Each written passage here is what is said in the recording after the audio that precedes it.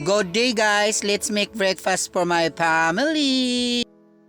Ayun guys, umpisahan natin ang paghahanda ng dahon ng saging. Naglagay na ako dyan ng bawang guys bago ako naglagay ng rice. Halo lang ng halo. Tsaka lagyan nyo ng konting green pepper. Tapos dried garlic.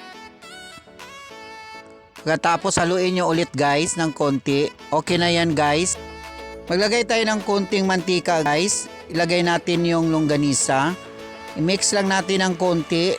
Tapos hayaan natin maging brown. Habang nag-aantay tayo guys sa ng longganisa, nagpakulo muna ako ng tubig para sa ating soup na crab and corn. Magisa muna tayo ng kamatis sibuyas guys. Sunod na natin yung tilapia at saka yung itlog. Make sure guys, ihalo natin ng konti. At tapos nagluto na ako ng hotdog. Sunod nagisa na ako ng sardinas guys. Halo lang ng konti guys. Nilagay ko na sa dahon ng saging guys lahat ng aking niluluto. Tinawag ko na ang aking family. Ayun, kakain na kami. Bye bye guys!